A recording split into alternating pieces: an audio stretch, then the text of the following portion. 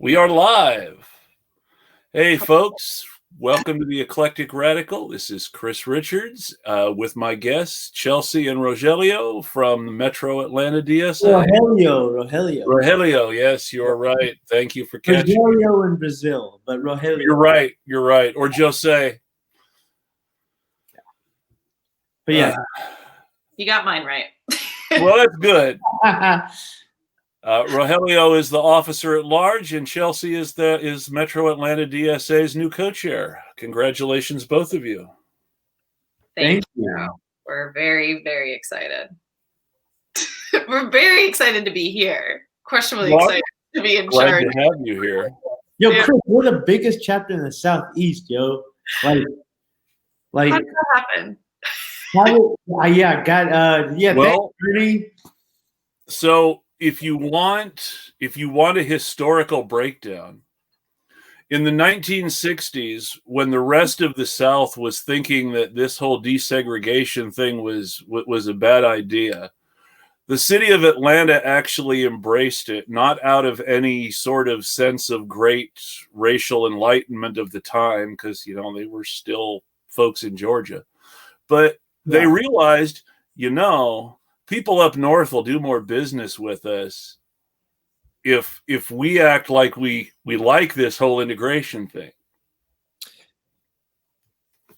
I can't disagree with a single word you said, considering our country's past. Like, you know what, Chris? I'm gonna roll with you and say, yeah, fuck it, you're right. I mean, you'll hear Republicans, who of course back then were Democrats. But you'll hear a certain kind of Democrat or Republican from the South talk about how, oh no, they got rid of racism in Atlanta long before any place else. It's like they didn't get rid of it. They pretended not to be racist to do more business with Yankees. Big difference. Yeah. And I think I forgot what mayor it was. It's Chelsea, it's one of the streets, Bishop V. Lowry, there's a Boone. I need to learn my history, but it's one of those streets. You know what I'm talking about? Yeah. Downtown. Is it Joseph E. Lowry? I think it was the first mayor who brought the Falcons over to Atlanta. I think he was the first one that was like, "Hey, like the actual bird, like the dirty birds, the Atlanta Falcons." It was that mayor that was pro integration, and I think that's where you're coming in, Chris. Your history outtakes. That sounds about right. Yeah, it was in the '60s, which is around segregation. So yeah, I believe it was. Somebody's gonna shit on me on your feed, but it's gonna be either Joseph E. Lowry or Boone, one of those big streets downtown. But yeah. I read it on one of those, those random historical posts you see, Chelsea, on Peach Street Battle, the fucking march was here. I don't know. Anyways, now I'm ranting, but yes, continuing. But hey, Chris, I have a quick question for you, if you don't mind. Yes. With this whole Senate thing and all eyes on Georgia, are you hearing a lot of buzz out west about Georgia and the Senate race? So there's a reasonable amount of buzz about the Georgia Senate race everywhere, just because that's the only election left in the cycle, and it's going to decide the whole thing, really. I mean, the way I see it, I can't speak for anyone but myself, but I'm willing to guess that other people I know feel the same way, and it might even be and you guys might even feel the same way too. I see, regardless of the personal virtues or lack thereof of Warnock and Ossoff,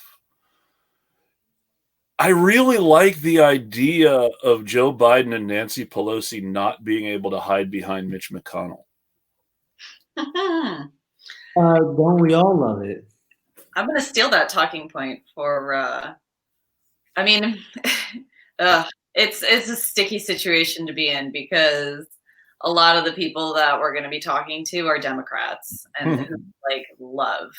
All of them, Chelsea. All of them we're going to be talking to are Democrats. Well, I actually find in Georgia, at least, that it's easier to convince some of the people. Like, one thing that we were talking about in thinking through what our tactics could be, is that at the moment there is so much outside help and money pouring into Georgia to some of these lib groups that are then pouring all of that money in their efforts into like historically Black neighborhoods in Atlanta, Southwest Atlanta. And so one thing that one idea that came out of like a brainstorming session was like, okay, well, since we know a lot of resources are going to be focused on those areas, like why don't we go to rural Georgia and like talk to people? And that seems a little scary to like leave the limits of the city when you live in Atlanta and go out into the country. But I genuinely believe sometimes it's easier to convince like libertarians in rural areas of like socialist ideals than my Democrat neighbors, because they've already like seen outside the two-party system. They're already like, oh, everyone's bullshit. Yeah. So they're there. They're receptive to our message. As wild as what you said is, it's true. It really is true. And this goes back to me like being a Bernie fan and all that, or back in the, back before the movement started. What was he trying to unite us on? Class unity, which is when you go to your rural parts or you go to your underserved communities downtown in Atlanta, he was trying to unite them and trying to get rid of that thing in the middle called race. And so that's I think kind of what goes into what you're talking about, Chelsea. And I don't know, but like I'm ready to jump into this discussion, how we're going to handle it, how we see it, what the hell's going on. Let's rank our candidates. Let's talk about Ossoff, Warnock. Let's get it popping, baby. Do we have to talk about Ossoff? We probably should talk about Ossoff, if only because we all want to dunk on him at least once tonight, right? Yes, that's why. Yes. But besides that, he's running for Senate. We should talk a little bit about his pros and cons. One pro is major donor money, and we saw it with the Karen Handel race. I think a couple of years ago. Do y'all remember that? I remember that. That was 2018. Celebrity money coming in, and that money is nonstop now. So they've got a war chest, and this is what frustrates me about the Democrats is they're asking like actual working class people donate money as if they don't have hundreds of millions of dollars in ready to back them up. And it's like, I know someone, I won't say a name, it's got six-figure digits donating to the Democratic Party. And I'm thinking just, oh my God, like they've already got millions coming in. Why are you giving them money? Like, I don't know, but yeah. I know why people give them money. People want to feel like they helped. Yeah. And while I'm not a huge Stacey Abrams fan, I've been telling people, give money to the Get Out the Vote group. Yes. Give money to local groups if you know somebody that will be doing stuff like that.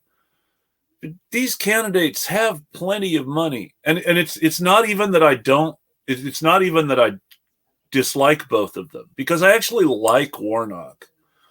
And we'll get to Warnock in a sec.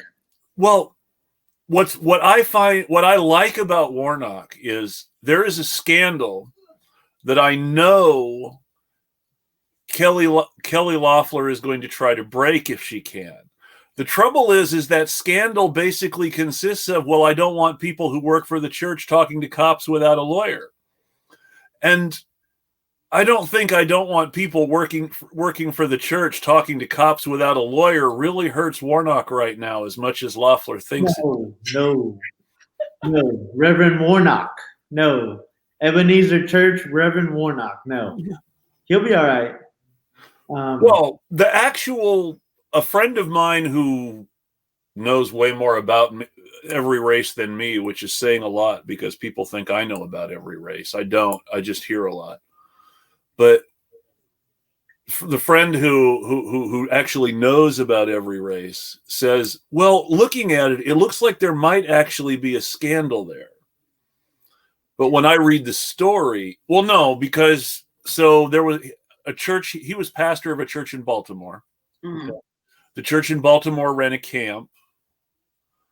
And it's it's not sexual abuse, but it's still somebody was hitting kids supposedly at the camp. Mm.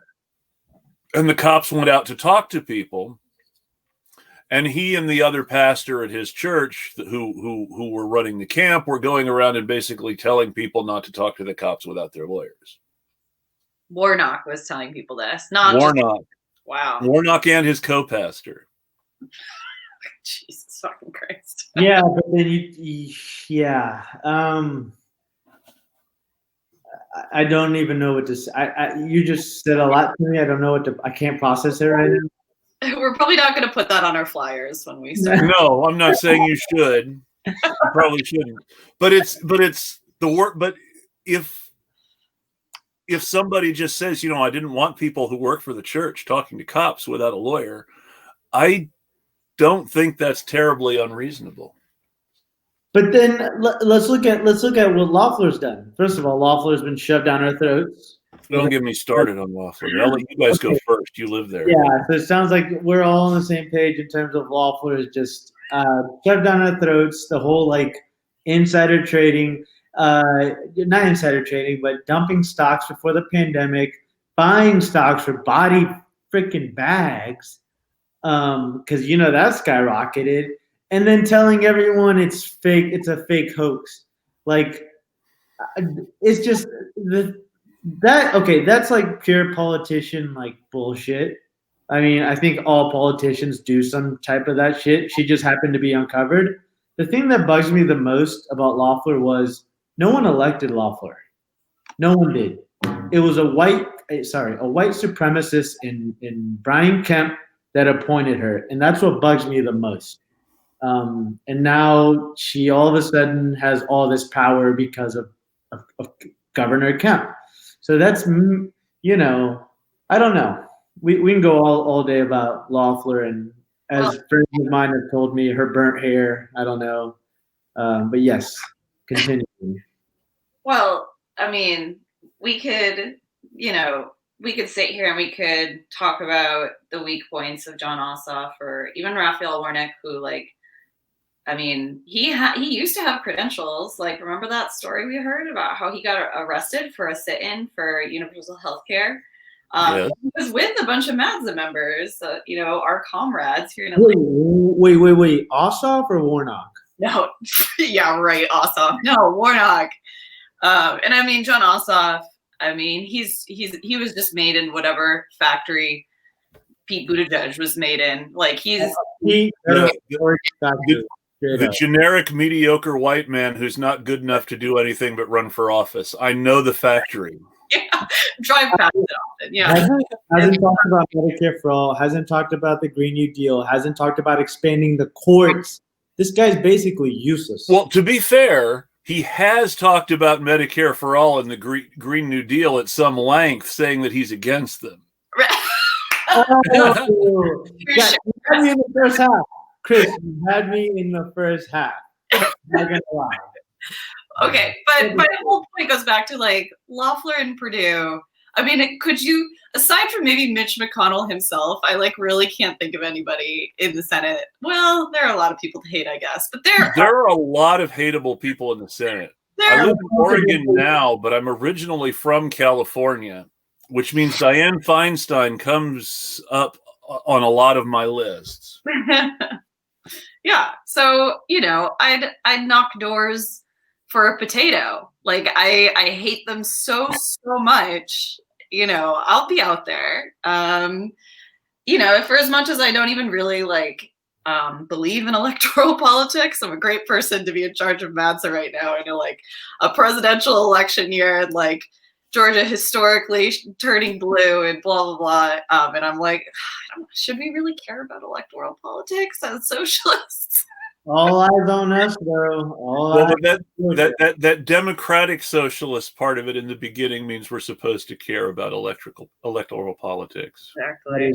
A technicality. And now, yeah, like I said, I'm very motivated by hatred of these two. So, and yeah, go ahead. They're awful. I agree. Yeah, they are. But we're just in another lesser of two evil situation. But I will say this. I mean, you look at back in the day, and one of our comrades posted Warnock praising Fidel back in '95, and then Warnock calling Israel an apartheid state. And then all of a sudden, the dude's subordinate to the Democratic Party, and it's like, God, this guy used to be like, a Cornel West type, like, praising, like, actually literally praising the Lord type figure. But now he's just like toned it down to establishment level, and it's like, I mean, if I'm going to get behind a candidate and like show at least some support, minimal whatsoever, it's going to be Warnock. Ossoff, yeah, right. Goodbye. Well, the thing I like about Warnock is that he's gone out of his way not to say horrible things about the policies that people like, as opposed to going out of his way to knock them. Right. So that's good. He hasn't said I'm for them, but at least he's not saying he hates them. Our bar is so low for Democrats. Yeah, I'm telling you, the Democrats don't want to govern. I'm convinced they don't know how to govern, and their only form of formula to govern is wherever the GOP goes, follow them. Well, like just do a little less than what they do. I have a senator I really like, Jeff Merkley, and a senator I really don't like, Ron Wyden. And Ron White, I only know the comedian. Ron Wyden isn't terribly funny, but he's our senior senator. Wyden is the guy who took over. I don't know if you remember this far back. You guys are probably younger than me. You both look younger than me. Ron Wyden became a senator when Bob Packwood was forced to retire. Bob Packwood was forced to retire for a series of questionable interactions with young women. That was one of Mitch McConnell's first big scalps when he started deciding he was going to go after people. All right, Mitch McConnell is the Civil War. What year are we talking now? The Civil War? No, I'm saying Mitch has been around for a while. What year are we talking? This is the 90s. Bill Clinton was president when Bob Packwood retired. Okay. Mitch was the junior senator from Kentucky then. Oh my God. He was considered a moderate, and people liked him. Ew, gross. He's changed a lot since then. Hold on. He was a moderate back then? Mitch McConnell was considered a moderate senator in the 90s. Because I've seen some of his commercials back in the day where he'd be like, he sounded somewhat incompetent and like for the people, but now you see Mitch now and it's like, this guy, I mean, excuse my language, is a total piece of shit, Oh, yeah. And he was then too, let's be honest. I mean, the magic secret to our politics is the longer people stay in office, the more they can act like themselves. You know what, Chris? I'm going to make you tweet that out to me after we get off this. That's a brilliant quote. And that is a very brilliant quote. Well, look at Biden. Compare Biden at the beginning of his career to Biden now. Or Feinstein. Yeah. So one thing I wish more people knew about Dianne Feinstein is that she became mayor of San Francisco because George Moscone and Harvey Milk got shot. Yeah. Two people died. She rose to power. She was the city council president, the president of the board of supervisors. And that made her the next person in line if anything happened to the mayor. She was also friends with the city manager who went nuts and shot them both, which just made it a little more creepy. Weird. Yeah, because she was a member of the conservative, we're with the rich people faction, and Moscone and Milk were the the reformers. Right. Milk was all Moscone was all about making the Asian Americans and black people in San Francisco who had been shut out for so long feel like they were part of the city. He didn't really do much economically, but he did a lot of good social stuff that mattered a lot back then. So you're saying that was Dianne Feinstein's fault? She orchestrated their assassination. Well, she was much more conservative than Moscone, and she was the president of the board of supervisors. So maybe it was her fault. Very shady. Chris, can I ask you something? Did you study history or something? Because you'll always send me these tweets or these messages, and it's like about history, and I'm like, damn, this guy knows his shit. I read a lot. I read a lot about history. You do. You like, you were bringing up the other day something with pre-Abraham Lincoln's party, and I'm like, yeah, I don't know what the hell this guy's talking about, you know? But it's interesting because it made me go into the dark, deep, rabbit hole of Wikipedia to learn what you were talking about. So yeah, I'm just curious. Or you just picked this up on the way, I'm assuming. Or well, I just read a lot. I like history, and I read a lot of biographies, and I read a lot of history books. I also read a lot of supplementary sources that you won't necessarily see in the official stuff. Jacobin and Counterpunch have good history stuff. Jacobin has wonderful stuff. Yeah. Yeah. But then again, they're a leftist magazine, so we all love them. Well, that's the thing. It depends on who you ask. Some of the folks at Counterpunch will tell you Jacobin's kind of right wing. Yeah, a lot of people in our chapter don't like Jacobin. They've progressed past the need for Jacobin. I like Jacobin. I think there are good people who write for Jacobin. The biggest frustration that I have with the American left in general is that the American left keeps wanting to somehow hold on to the idea that there's something better about Democrats, even when they know better. Yeah. Like Bernie.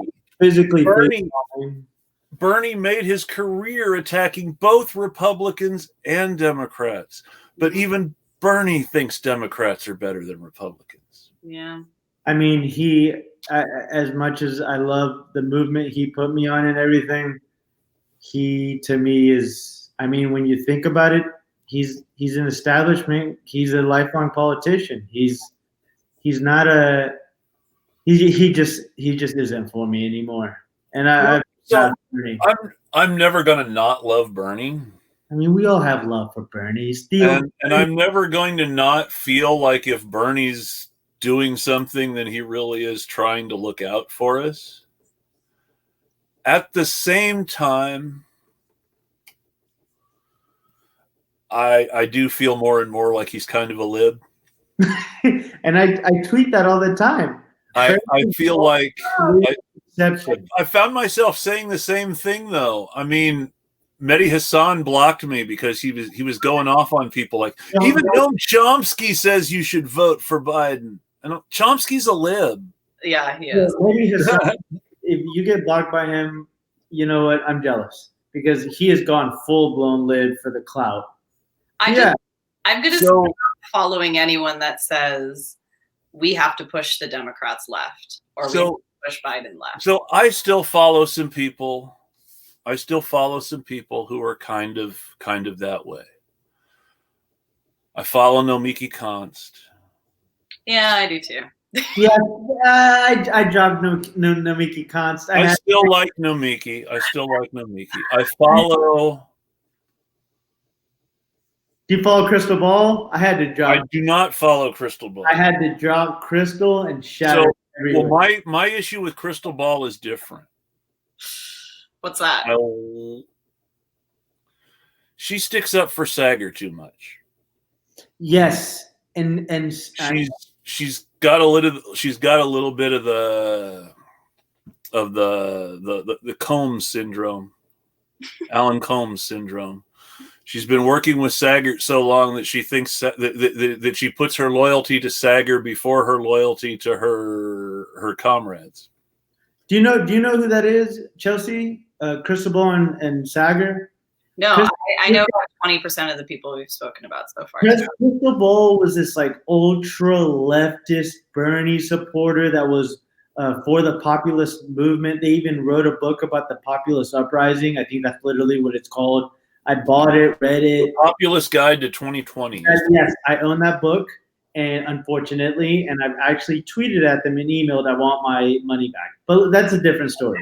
And this was actually like 2 days ago. Well, so the thing about that book is, and he's another person who disappointed me by going Bernie, by going Biden. But Nathan Robinson of Current Affairs very accurately said that there's no such thing as a right-wing populist. They're just fascists. And Crystal Ball got really mad at him because, of course, he was reviewing her and Sager's book. Yeah. And she and Nathan Robinson got in a big fight on Twitter where she was trying to defend Sager. And that's too much. Do you know The Hill, Chelsea? Yeah. Yeah, they have a show on The Hill. It's a big news media outlet. When we get off, I'll shoot you their page. Yeah, they were like main two, like it was centered around them, and their show Rising is The Hill's version of Morning Joe. Yeah, exactly.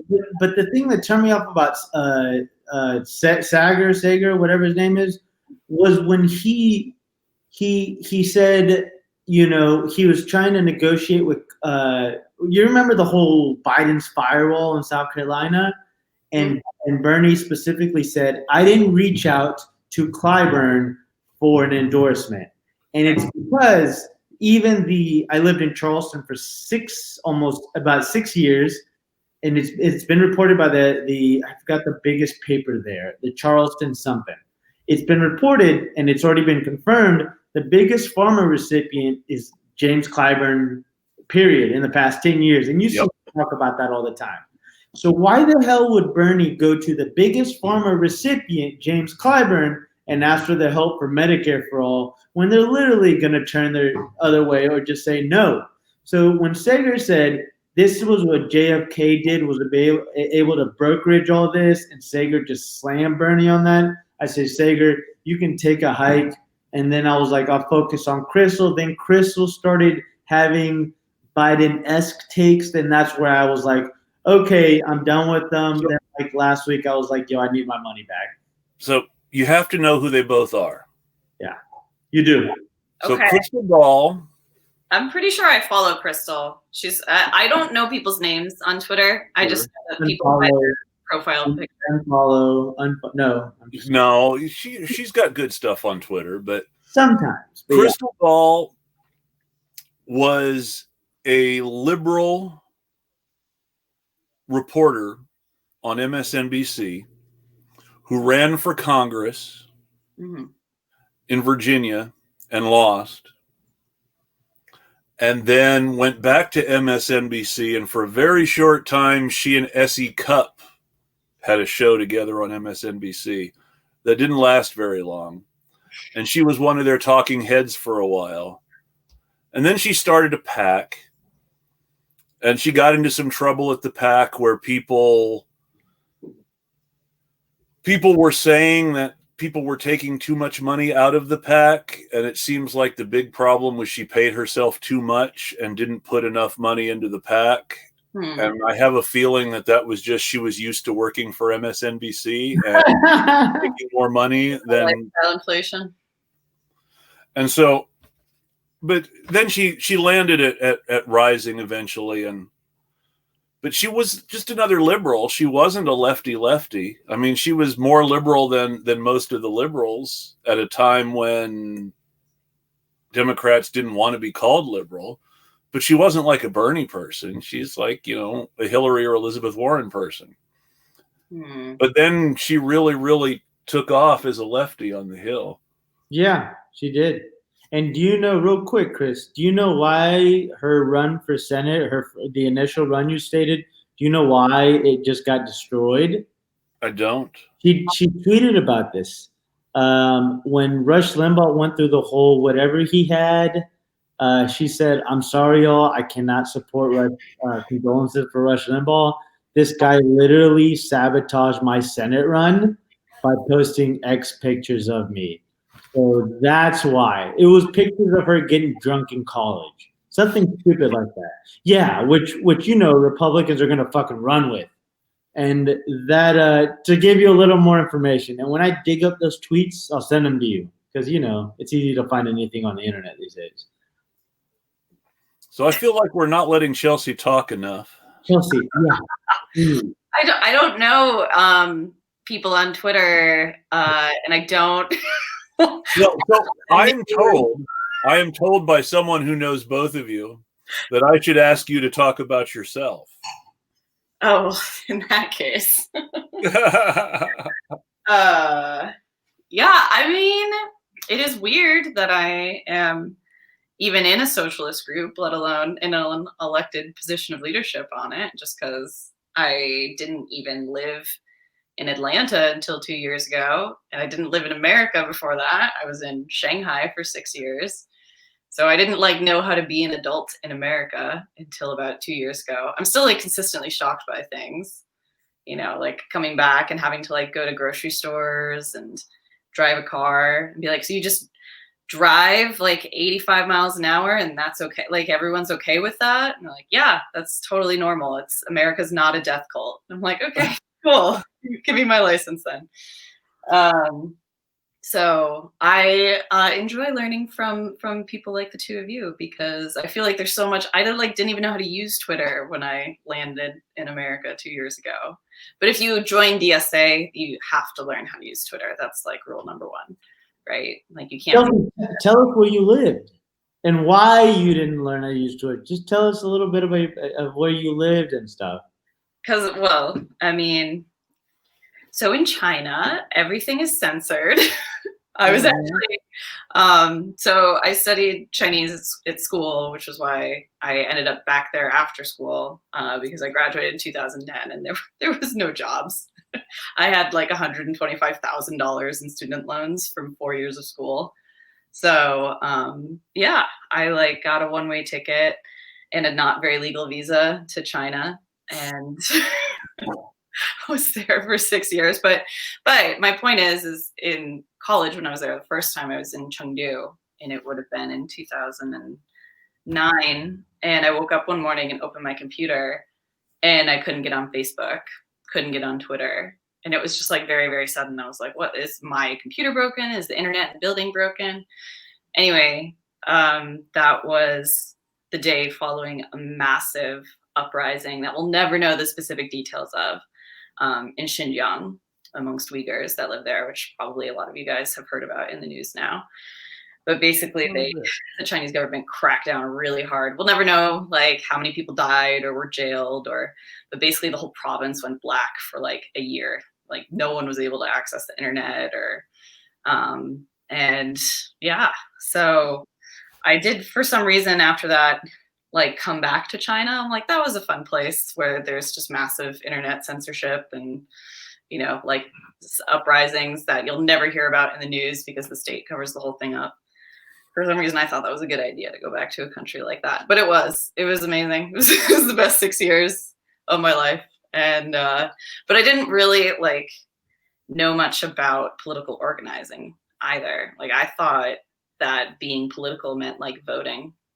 Or at the most, calling and texting your friends to vote. So I thought I hated politics until I realized, no, you just hate electoral politics. There's actually a lot more to do. And Atlanta, I'm from New York originally, so my entire family was like, why are you going to the South? The South is lame, blah, blah, blah. Anyway, everyone is wrong about that. Well, Atlanta's great. It's amazing how many liberals in Boston will tell you oh wow, everyone in the South is ignorant and racist and blah blah blah. I'm like, you are way more racist than all of my friends in Atlanta. See, the thing is that you lived in the wrong part of the South to experience what that particular friend was talking about. Sure. I made the mistake of moving to the Tennessee-Virginia border. Yikes. Tri-Cities, Tennessee, hillbilly country. Yeah. I mean, the sort of place where you really expect that creepy kid who looks like Joe Biden to come out of a shack somewhere, or to see somebody playing a banjo in that creepy Deliverance tune. Yeah. Dang. And then it's the worst part of it is they weren't really lying about that part of the country in Deliverance. Yeah. Yeah. But that aside, there were really great people there too. It's not just the bad stuff. Even in the worst places in this country, there are really great people. Yeah. And we also can't just write entire like sections of the country off because we decided in our minds that everyone there is an ignorant racist. I mean, I'm not like defending racists in, I don't know, Cherokee County or whatever, but like also people are a product of their time and place. And like, that's why we're out here. Like I always, when people get angry about like, I don't know, somebody, I mean, of course there's always like purity politics, like arguments online, or somebody said something that, I don't know, was a genuine mistake, or because they weren't like, I don't know, educated on something. Like all of us, no one woke up one day as a leftist, right? Like there was an educational process, right? And you can't just say like, well, all of those people aren't worth our time. They're just assholes that I'm going to unfollow on Twitter and I'm not going to engage with them. Like it's our job to engage with people and like teach them. Especially our job. I'm saying our as a white person. Like it is 100% our job to engage with these people and change hearts and minds. Because what's the alternative? Like, what do you want me to do? Kill them all off? Like, no, we have a world to win. We have hearts and minds to change. So a world to win. You are right. And all right, great DSA to say. And Brandon, you're right. There were plenty of people being weird in Oregon. Oregon is one of those places that really confounds me because I like people hear Oregon, they think Portland. Oregon is 3 states. Right, exactly. Like it's not what you would expect. Like how do you describe Portland's like political landscape or cultural landscape to outsiders? It's not what you expect. It's a bunch of shit libs. That's how I describe it to outsiders. Now on a less bitter note, there is lots of cool stuff here. Mm-hmm. Great bookstores, great music shops, great dispensaries. I can't lie. You guys have. There's also stuff that people don't know, like Tom Metzger came up to Oregon from San Diego because his family was from up here and tried to start his split away white republic in Oregon.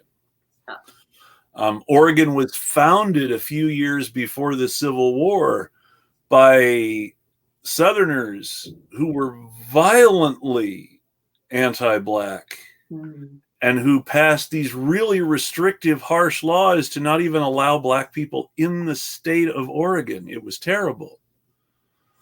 And Tom Metzger, because Brandon's right again, Tom Metzger was one of the big white supremacists of the 1990s. Y'all got a lot of white supremacists in the Pacific Northwest. Why don't we get all the heat for them in Georgia? No, Oregon, and Chris has told me, and also from like history, Oregon. No, he's right. Oregon is where a lot of Klansmen live. A lot of them are planted there, and it's still like you see your Portland protesters. It's still like got a very anti-black, pro-segregation, little like aspect to it. Is that not right, Chris? Yes and no. I mean, most of the people in the Portland area, at least if you most of the people in the Portland area make a big deal about how liberal they are, and most of those who don't are pretty obviously Republicans. Yeah. I mean, to be really honest, during the election, you mainly saw 2 bumper stickers up here, Bernie and Trump. Oh, nice. I thought you were about to say Biden, but nice. Bernie and Trump. But that's the voters. The political class up here is a mix between libertarian leaning Republicans I don't care for, and really shitty shit libs. Our previous governor had to resign because of a scandal. Our current governor, who's one of the great firsts, she's bisexual. She's the first LGBTQ plus governor in the country. But she's just another typical liberal Democrat as far as policy goes. Charlotte Clymer type-esque?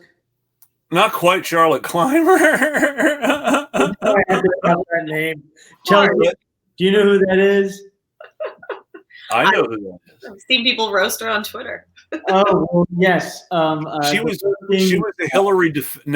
Hillary defense advisor in 2016, and she worked for Elizabeth Warren as a foreign policy and defense advisor this time around. She's not a nice person. No. I think she's. I'm going to go ahead and say I think she's racist, and I think she is an awful person. So I'll keep it at that. And there is a picture of her when she was before she died. Hillary died? No. Charlotte Clymer. Charlotte Clymer died in terms of her dead name. Gender died. Okay, gotcha. Yeah. But there is a picture of her before she transitioned, dressed as a cop. Oh. In a very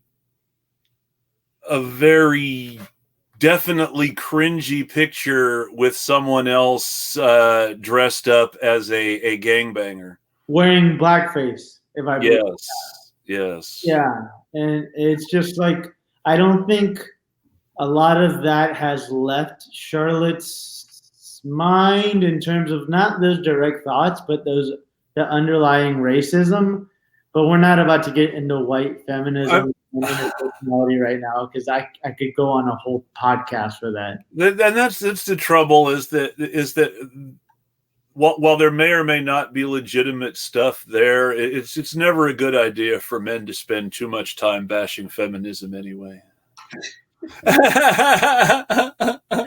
down with fashion. That's like my favorite topic. But that's the whole thing. Is if you want to go that way, I'm not going to stop you. I remember being in Shanghai leading up to the 2016 elections, and it was my first foray into caring about electoral politics and being really, really pro Bernie, and having so many friends in Shanghai. American, Australian, English, Swedish, whatever, who considered themselves very progressed and enlightened and feminists, telling me that I was, not a real feminist for not supporting Hillary and choosing Bernie over Hillary. I mean, I'm sure every woman who was a Bernie fan has dealt with that same criticism from other women. Yeah. It's not a unique experience, but I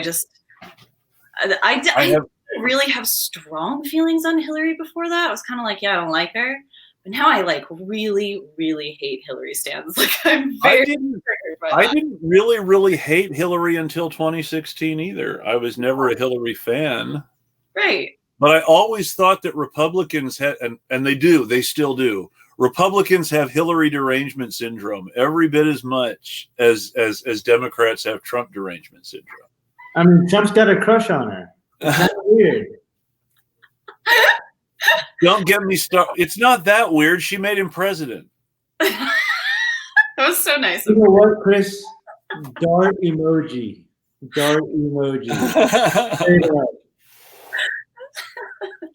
Like, you remember, who gave, because it's going to be an issue later. Uh-oh. You know who gave Trump and Melania the solid gold stroller, right? Was it the Clintons? Ellen DeGeneres. Ellen DeGeneres, of course, hates Trump. Whoa. Please elaborate on Ellen DeGeneres. So Ellen DeGeneres, of course, had her warm and fuzzy moment with Bush in their box at the ball game, and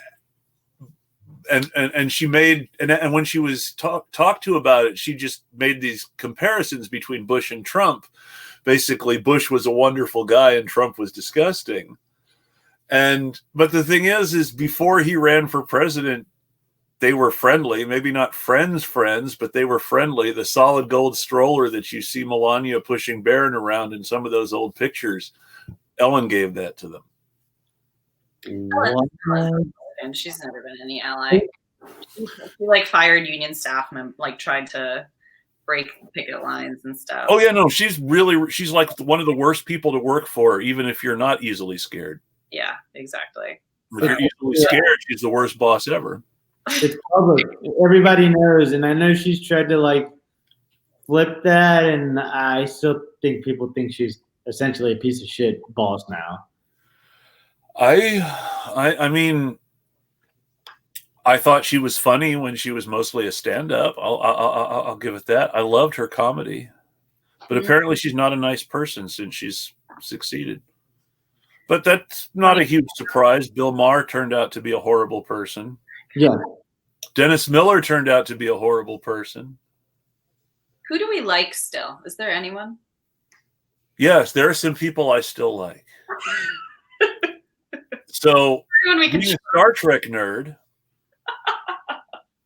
Yeah.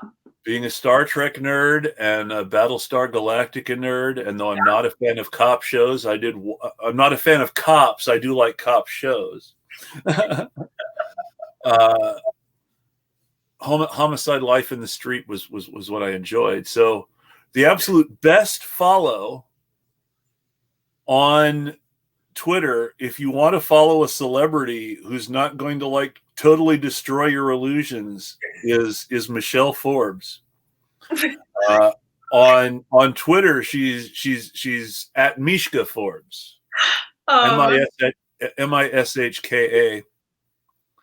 I'm looking this up right now because I need She's to. Time to look up Rowe from The Next Generation, and she played Admiral Kane on the Battlestar Galactica reboot. Mishka Forbes. No, this is the antidote I needed because I watched The Mandalorian all weekend, and I was loving Cara Dune, being like, this is my generation Xena warrior princess. There's just so much strong feminine energy. And anyway, I was Googling her, and it turns out just recently she tweeted something that was anti-mask, anti-Democrats, basically conspiracy theory, COVID, Trump supporter. And I'm like, cool. All heroes are awful. Yeah, Jim Allen. Yeah. Kirstie Alley. Herschel Walker, all Trump supporters. Yeah, you're dropping names now. Kirstie Alley really breaks my heart. I loved It Takes Two. Now I can't watch it ever again. I loved Kirstie Alley in Star Trek 2. I'm so old. Yeah. Vince Vaughn, major MAGA boy. Oh, that does not surprise me at all. Was that a shock to anyone? Have you seen? What's it called? Hustlers. Ugh. No, I just Wedding Crashers. I thought was hilarious, and so it was all this stupid shit he's in. And then I'm just finding out he's a diehard Trumper, and I'm like, you kind of Vince Vaughn almost has to be a MAGA guy though, because what do you mean? Who was his most famous comedy and writing partner was Jon Favreau, and Jon Favreau has the exact same name as an Obama guy. Oh yeah, and Jon Favreau is the director. God Save America and the crooked media scumbags. Oh, but yeah, Jon Favreau. You can't Google anyone. This is what'll happen. Now I can't watch The Mandalorian anymore. Hold on, real quick. We had a great discussion, but should we talk about how a socialist are handling these runoffs? We really should, because that was what we were supposed to be talking about. And we got sidetracked. Okay. If you want. Chris, we'd love to come on your show some other time. Please have us another time. What are we doing? We're not endorsing anybody, which was a major question.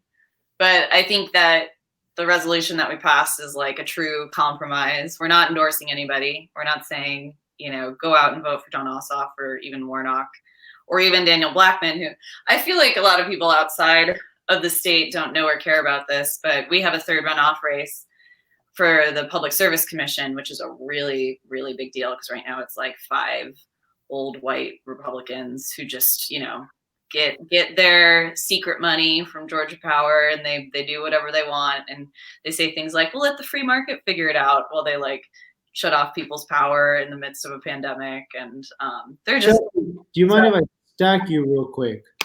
Huh? Stack you real quick. You're stacking. On Daniel, just to give Chris Richards a little context on Daniel Blackman.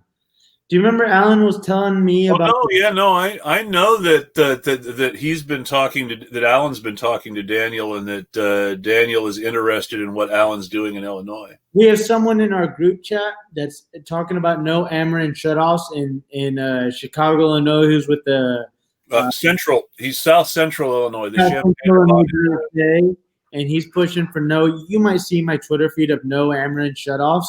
And that we're applying pressure to them, and it's working because they got demand number 1. I can't quite list it off the top of my head, but yeah, I didn't mean to interrupt. Just wanted to stack on that and let Chris Richard know that Daniel Blackman, but he knows what's up. So sorry, go on. Yeah, no, he's been he's been really interested in what an activist friend of mine in Illinois has been doing, trying to shame J.B. Pritzker into not killing people in Illinois. Yeah, yeah. Amazing how you have to shame people into that. So those are the 3 elections that people are really jazzed about. And like I said, I think most of us are more jazzed. I can't speak for everybody in the group. But this resolution passed with a lot of support. I don't think like I said, we don't have people lining up around the block to be like worshiping the ground that Ossoff walks on. But there are definitely like a lot of legit Warnock fans. Definitely a lot of legit Blackman fans. And even though we're not specifically endorsing anyone, that energy will be good to have to channel into getting out the vote and hopefully just talking to people about like issues that are important, like the Green New Deal and $15 minimum wage and Medicare for all and green job guarantees. And so I think it'll be productive. And I personally feel like a little bit relieved that I don't have to do the icky thing of saying like, please vote for John Ossoff on January 5th. I don't have to say that. It's such a relief. I will admit that I would probably, if I lived in Georgia, I would support John Ossoff just so I could call Purdue Purdy-gurdy flirty in a Swedish chef accent to make fun of him for his for him going after Kamala's name in such a stupidly racist fashion.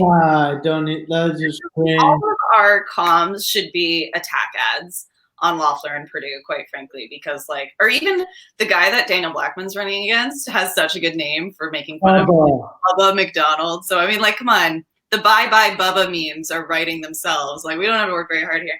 But I mean, even leading up to November 3rd, there was so much literature coming in the mail that was from the Republican Party, that was just purely an attack ad on John Ossoff. He did this video for Al Jazeera, so he got mentioned from terrorists, and then it's a big map of the Middle East, and John Ossoff is a terrorist, and people in Georgia are like, oh, how can unfamiliar letters together.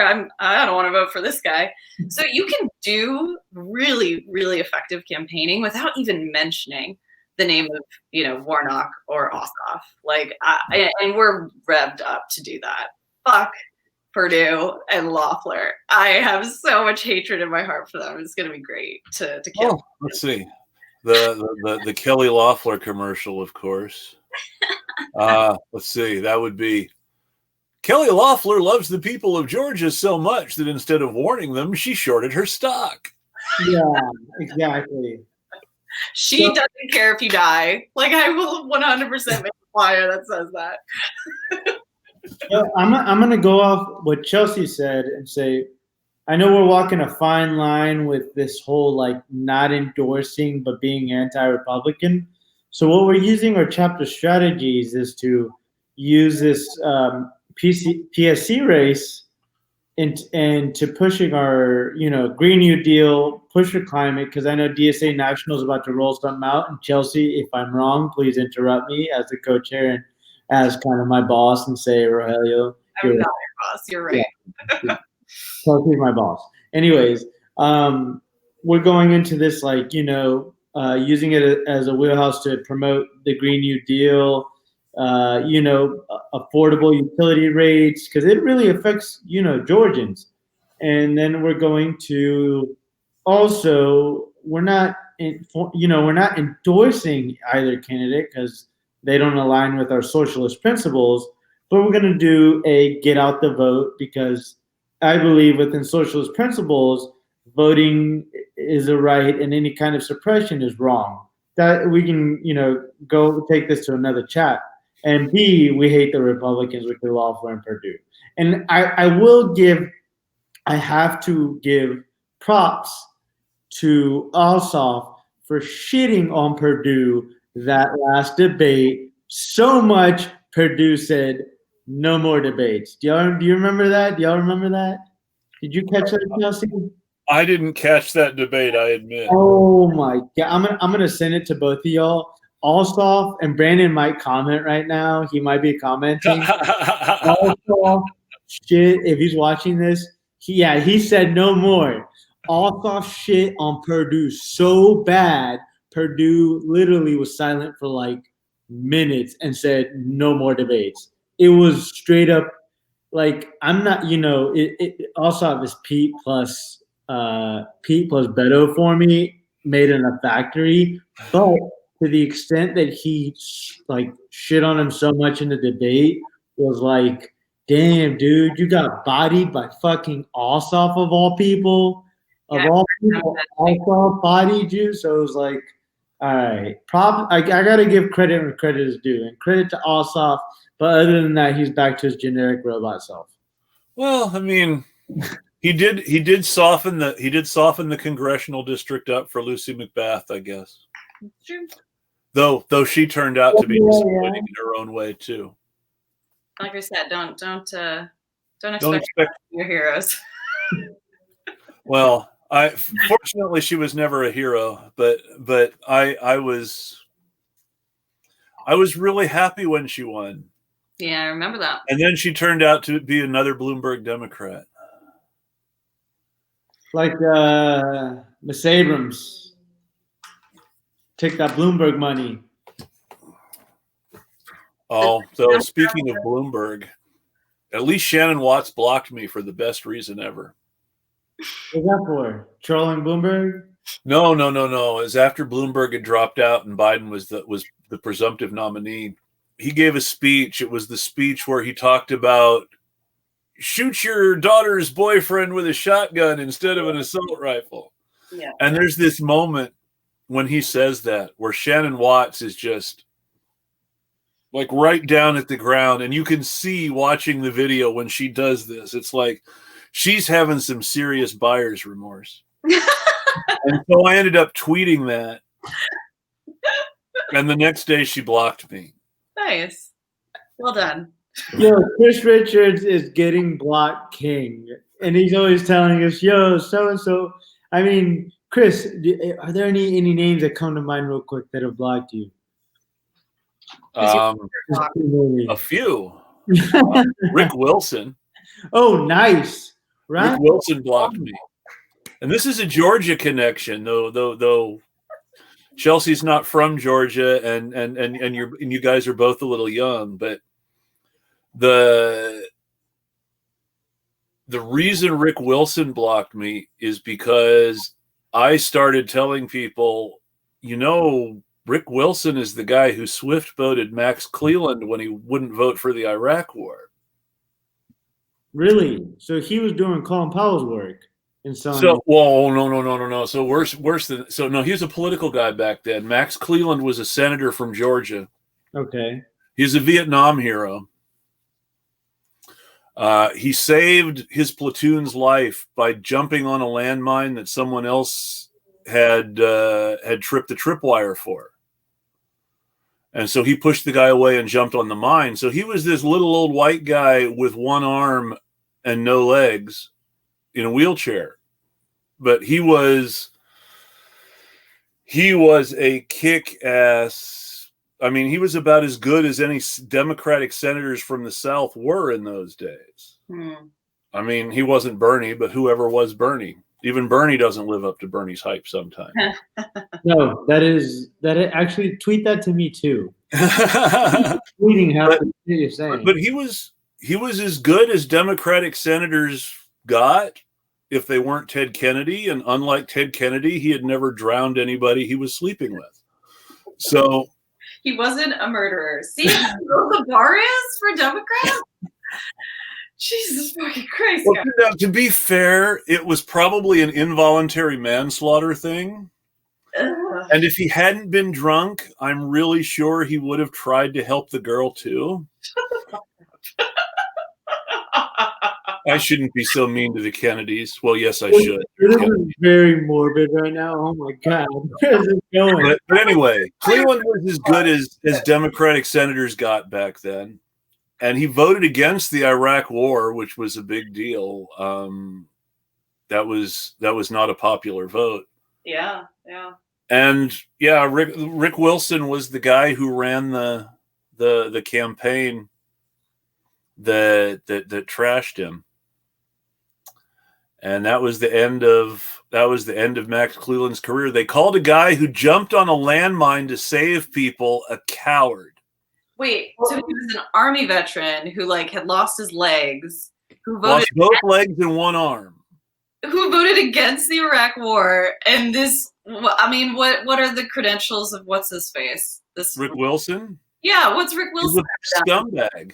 Yeah, time out. He ended Cleland's career. I don't know. Yeah, I mean, it's but yeah, no, you're absolutely right, because I'm against war, and I didn't think much of Vietnam, but this is a guy who deliberately jumped on a landmine to save other people's lives. Right, but he doesn't know anything about war, so we really can't. Nothing, no. And this guy who jumped on a landmine to save other people's lives, he's a coward and a traitor, and we shouldn't listen to what he says about Iraq. Oh, wow. So Rick Wilson blocked you. That really is deserving of a medal. But Chris, let me ask you this: I don't know. I might be mistaken. Does Rick Wilson have something to do with the Liberty Project? The Lincoln Project? Lincoln Project. Yes. Wow. Okay. Now, Rick Wilson and Steve Schmidt and Galen Reed. Who's the other Steve? You know the Lincoln Project, right? No. You don't know the Lincoln Project? No, I know the Lincoln Project. Okay, yeah. Rick Wilson. Wow. That does not surprise me one bit. And another guy, I can't remember his last name right now. I wish I could. It's been so long since he blocked me, but he's a Rick Wilson type. He used to work for the CIA back in the day. Radio Free Tom is his handle. I can't remember his last name. Yeah. He's on MSNBC all the time. He worked for the CIA. He wrote that awful book, The Death of Expertise. Right, that guy. He wanting elites to be better at being elite, so the rabble doesn't take over. Tom Nichols, that's the guy. He blocked me. Yeah. He blocked me because I explained to him that he didn't understand socialism. And that if he wanted to argue about socialism with me, he needed to stop referencing Marx because I was an anarchist and I preferred Bakunin. And then he blocked you. He blocked me after that. Yeah. Words. These are beyond me. My depth. Well, these smart guy conservatives don't really know much about. Turns out. But I think you guys are on the right track down there. I think not endorsing, but campaigning against the incumbents is the way to go. Getting out the vote. But here's my prediction. And Chelsea and Chris, I would like to hear y'all's next. This is going to be a wild prediction for 4 years. Y'all ready for this? Okay. Take a sip of wine, take a sip of whiskey, beer, whatever the hell you have, everyone. Yeah. Here's my next 4-year prediction. We win 1 or 2 of the seats. I think Ossoff is done. I think Loeffler is going to pick off Homeboy's votes who ran at Collins. Get his votes and all those little third, those little Republicans that ran, get his votes. I think Purdue's a lock-in. Hold on. And then I think Warnock is a toss-up. Either way, they still control the Senate. Now, with that being said, Mitch is still going to control the Senate.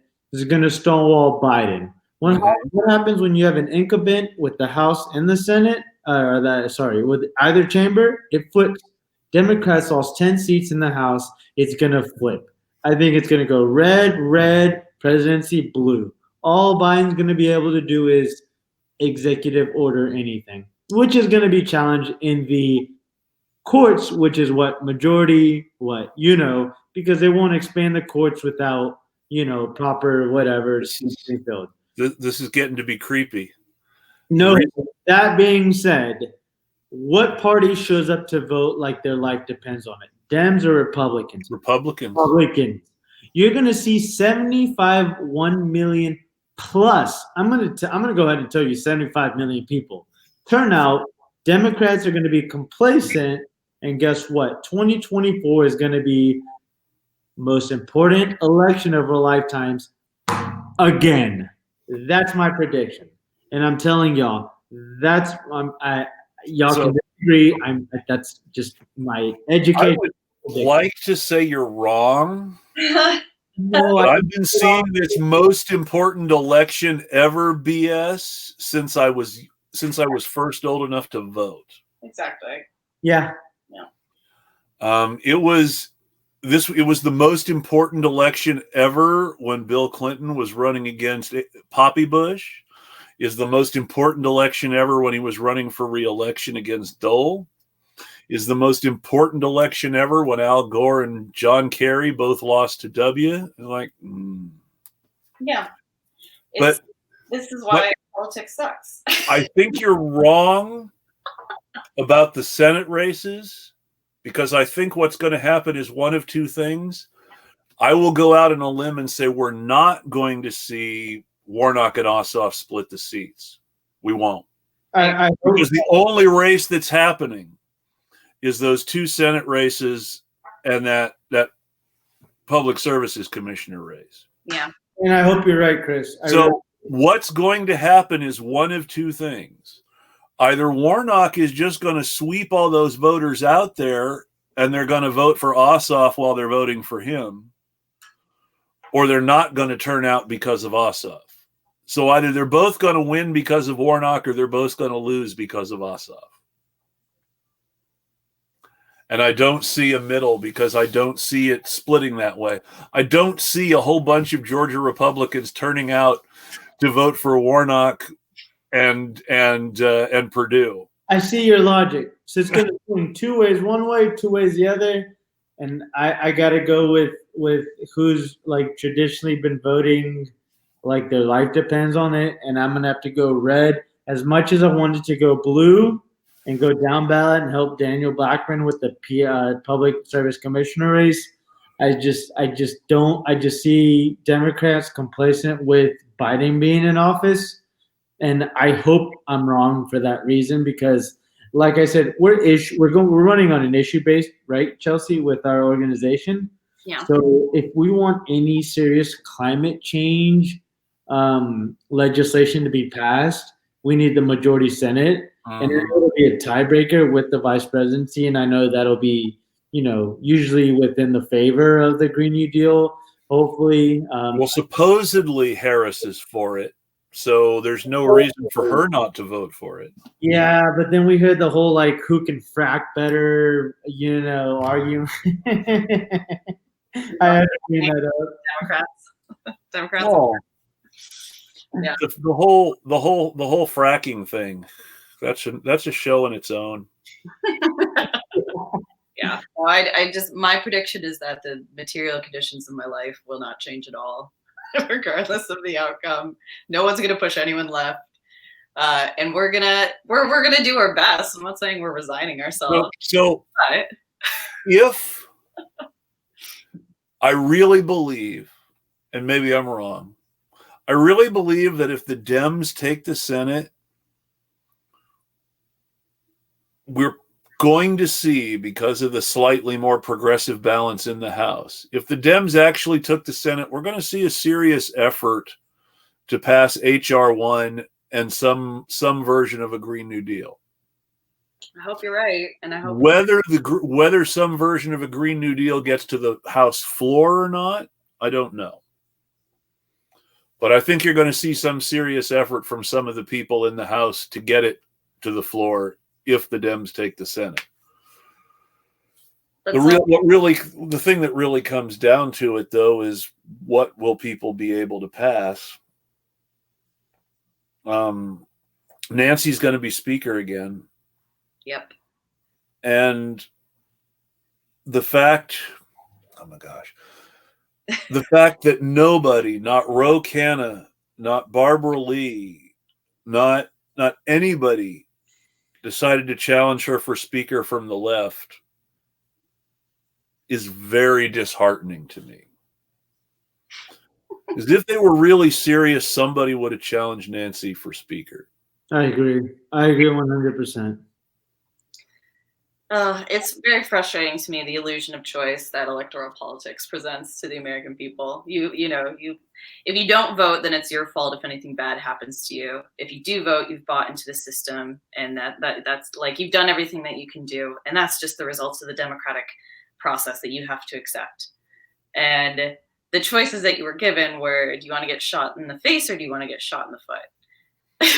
The leg. Yeah, the leg, right? The leg. And so it's just a horse and pony show. Politics. It drives me nuts, but I want to not be a pessimistic, very online leftist and be the typical like, what's the point of electoral politics? And we're not. We're gonna invest all of our chapter resources into the next 8 weeks and see if we can. As far as electoral politics goes, we elected 3 more socialists. Right. There's much to celebrate. We got rid of Dan Lipinski. Yeah. And while Marie Newman isn't a socialist, she was for Medicare for all and the Green New Deal in her primary, so that's a good sign. Yeah, it is. I mean, it's frustrating, but to feel like you're never going to get anywhere, especially, I mean, with all of your like lifetime of knowledge of ways in which the Democrats have like demonstrated that they're a death cult. How can you not be pessimistic? How do you still have this optimism for what could happen? Because you see people like Cory Bush is in Congress. Yes. Who are literally speaking out. First of all, I didn't even know Cory Bush gave a fuck about the Green New Deal. Then you see her talking about it 3 days ago? But then you see Cory Bush actually saying defund the police. And it's like, this isn't an elect. And Chris, let me don't get me wrong. Are you the one with Karishma on your city council? No, Karishma's in Virginia. No, Karishma's great. Not Karishma. You're thinking of Kashama Sawant. Kashama, is that Seattle? That's in Seattle. That's one of the county councilors over in Portland is Pramila's sister. Oh, really? She's one of the county commissioners of Multnomah County. She's one of my Medicare for All friends. They're twins. Are they really? Yeah. So you see her sister and you think, oh my gosh, it's Pramila. No, it's not. It's ours. It's our Jayapal sister. But yeah, they're twins, so it's kind of freaky. Do they both support Medicare for all? It's not really an issue at the county level, but I imagine so.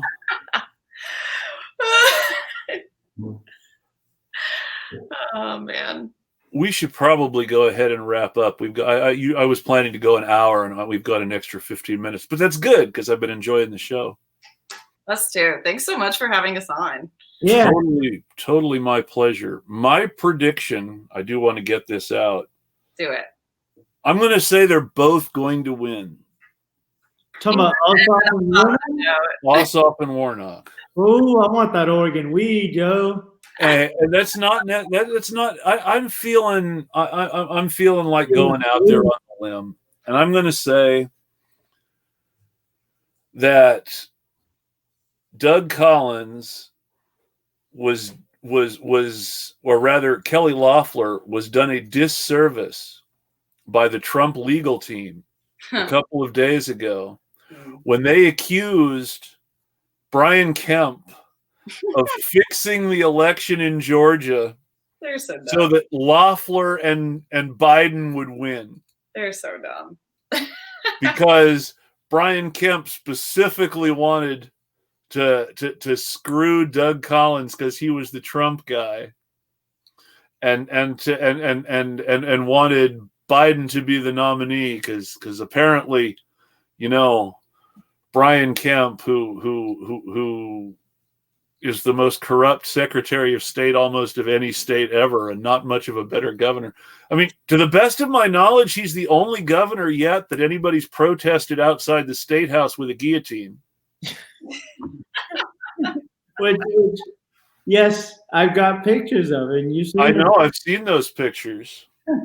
I was the person who shared those pictures originally was very gleeful about sharing them at the time too. It was a Metro Atlanta DSA member. Yes, it was. It was indeed. But yeah, as far as I know, he's the only governor who's been protested that way. And to the best, and I still don't see him somehow going out of his way to nominate Biden. It just doesn't sound like Kemp. 30 did one recount, 13,000 still ahead, and there's 2 recounts, and they're going for a third. I mean, it's just yeah. There was a great tweet by one of the more Democrat people, who I don't usually follow the liberals, but it was funny. The year is 2042. And a new round of vote counters have been brought into the Georgia State House, and the desiccated corpses of their predecessors have been cleared away, and nobody knows what election they're counting votes for.